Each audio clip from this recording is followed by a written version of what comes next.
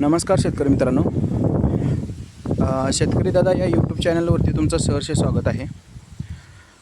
मी लागण करण्यासाठी व आंतरपीक घेण्यासाठी अशा प्रकारची सरी सोडलेली आहे.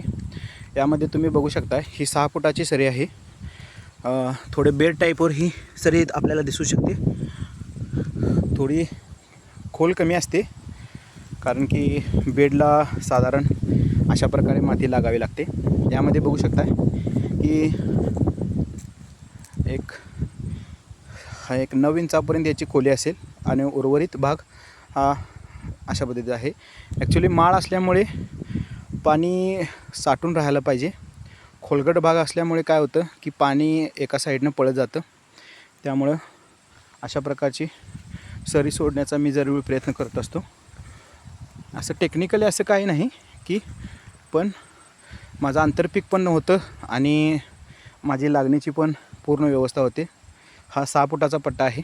यामध्ये तुम्ही बघू शकता अशा प्रकारे हे सरीचे नियोजन आहे.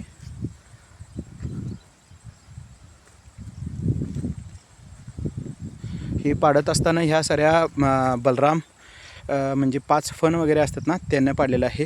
त्यातले 2च फण फक्त ठेवतो. त्यानंतर पाठीमागच्या साईडला लाकूड किंवा एक रॉड बांधून वरील पृष्ठभाग सरळ सप्पाई करण्याचा प्रयत्न केलेला असतो. त्यातून वरती भुईमूग, सोयाबीन नाहीतर इतर कोणतीही पिके जी ऊसाला त्रास न करता होऊ शकतात अशा प्रकारची मी पिकं पण घेत असतो.